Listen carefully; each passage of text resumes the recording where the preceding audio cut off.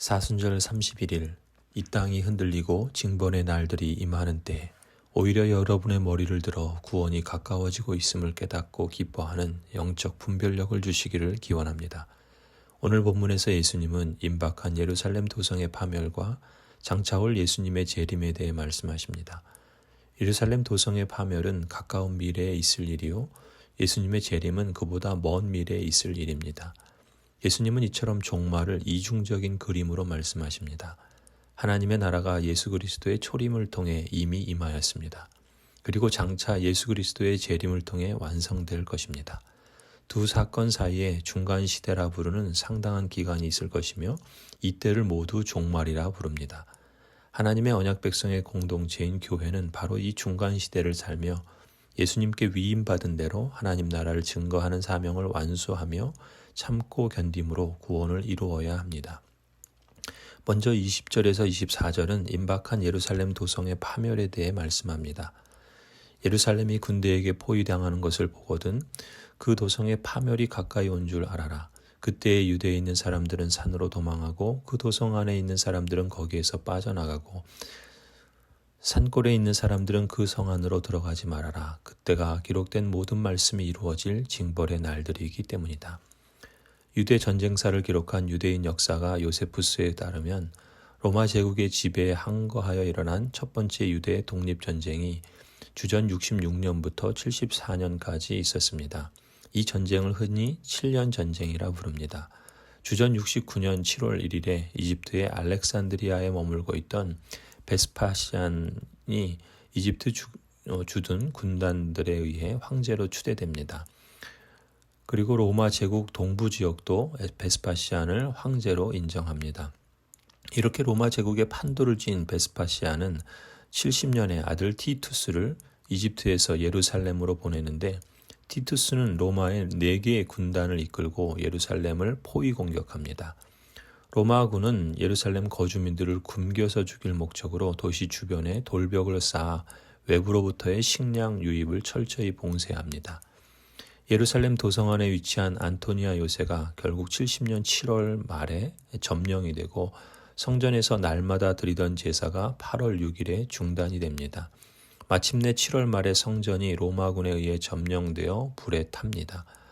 9월 초에 예루살렘 전역이 로마군에 장악되면서 수많은 거주민들이 살해되거나 포로로 잡혀가고 예루살렘 도시는 완전히 멸망하고 맙니다. 이로써 제2 헤롯 성전 시대가 막을 내립니다.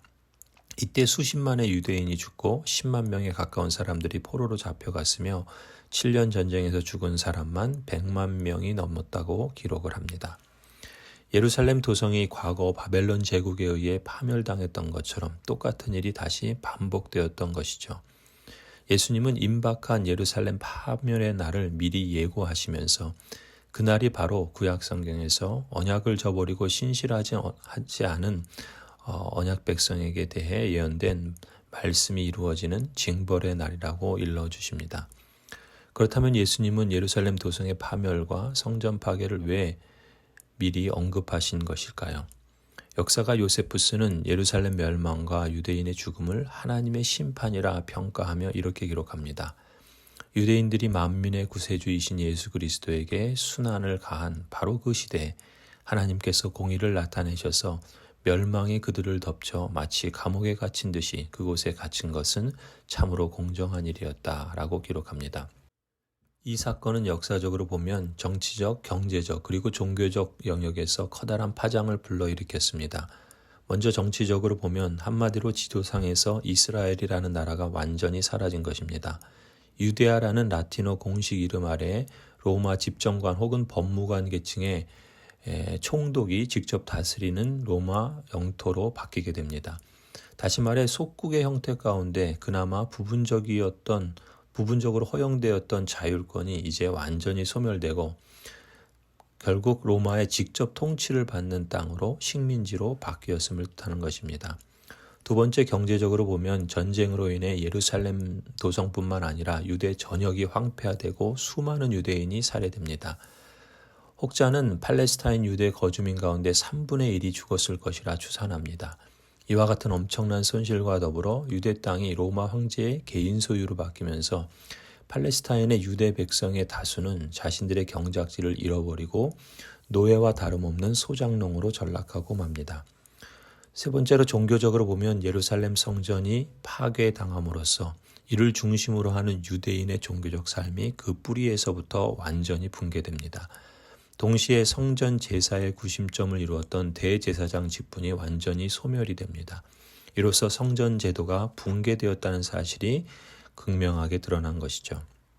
무엇보다 구속의 역사에서 주목할 점은 유대 전쟁과 성전 파괴는 이제 유대인과 그리스도인의 희미한 경계를 보다 확실히 구분짓는 계기가 됩니다. 유대교와 그리스도교는 제각기 독자적인 종교체계로 발전하게 되는 것이죠. 이로써 하나님의 언약 백성도 새롭게 규정되는데 과거의 혈통적인 유대인이 언약 백성이 아니라 예수 그리스도를 믿고 따르는 사람이면 유대인이나 이방인이나 누구나 하나님의 언약 백성의 공동체의 일원이 될 수 있게 됩니다. 이어지는 25절에서 28절을 보면은 여기서는 예수님은 장차 올 재림의 사건을 말씀하십니다.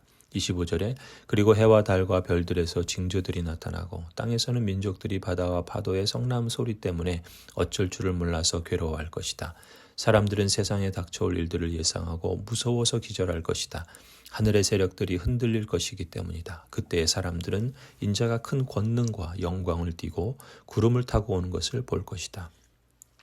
인자의 오심은 예수님의 재림을 뜻하는 종말의 사건입니다. 예수님의 초림 때처럼 가장 연약한 모습으로 가장 구석진 곳에서 오시지 않고 재림 때에는 인자가 큰 권능과 영광을 띠고 하나님의 임재와 영광을 뜻하는 상징으로서 구름을 타고 오신 것을 보게 될 것입니다. 이러한 예수님의 재림은 모든 인류에게는 큰 두려움을 가져다 줄 우주적인 사건이 될 것입니다. 주 70년 예루살렘 도성의 파멸과 심판이 약속의 말씀이 이루어지는 징벌의 날이라 예고하시고 예수님의 예언대로 그대로 성취되었던 것처럼 이제 예수님의 재림을 예고하시는 말씀도 머지않아 역사 속에 성취되고 그날 역시 모든 징벌과 심판의 날이 될 것입니다. 이처럼 세상은 우주적 현상에 떨고 괴로워하겠지만 하나님의 언약 백성은 고개를 떨구고 두려워할 것이 아니라 오히려 하나님의 구원이 가까이 왔음을 알고 일어나 머리를 들어 하나님을 바라보아야 할 것이라 예수님은 말씀하십니다. 28절 이런 날들이 일어나기 시작하거든 일어나서 너희의 머리를 들어라. 너희의 구원이 가까워지고 있기 때문이다. 하나님의 언약 백성 여러분, 하루에도 낮이 있고 밤이 있듯이 사람들 또한 낮에 속한 사람이 있고 밤에 속한 사람이 있습니다. 우리는 하나님의 언약 백성으로서 낮에 속한 사람답게 매일의 일상과 모든 삶의 자리에서는 하나님을 경외하고 신뢰하는 마음으로 두렵고 떨림으로 구원을 이루어 가십시다. 하나님의 언약 백성의 공동체인 교회는 하나님의 사명을 순종하기 위해 구체적으로 무엇을 어떻게 실천해야 할지를 찾고 기도하고 더불어 함께 힘을 모아 순종하는 복된 길을 걸어가십시다. 그렇다면 종말은 우리에게 기쁨의 날이 될 것이요 구원의 날이 될 줄로 믿습니다. 아멘. 오 나의 주 나의 왕이시여 소리 높여 당신을 경배합니다. 새날의 첫 시간 경외하는 마음으로 주님을 찬미합니다. 모든 찬양과 사랑과 충성이 존귀하신 주님께 있기를 원합니다. 주 하나님, 오늘 제 생각이 한때뿐인 세상의 볼거리에 완전히 사로잡히지 않게 하소서.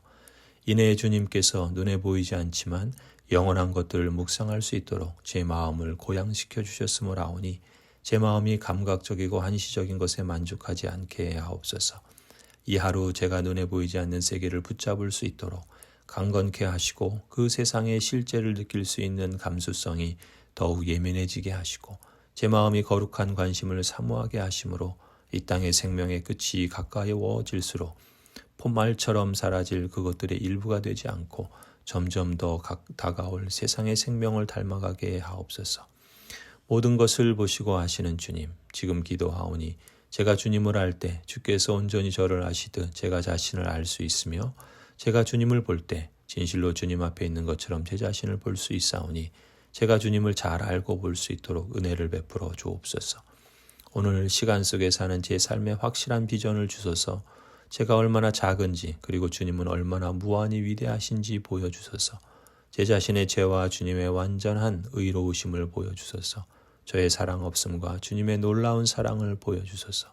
하지만 주님의 자비로 저는 비록 작지만 제가 어떻게 주님의 위대하심을 피난처로 삼을 수 있을지 보여주소서.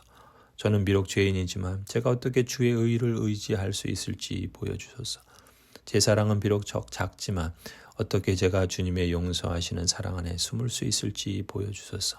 오늘 제가 나의 주 예수 그리스도의 삶과 죽음을 깊이 묵상하게 하심으로 제가 주께서 그리스도의 이름으로 제게 주신 구속의 빛에서 모든 것을 볼 수 있게 하옵소서. 아멘.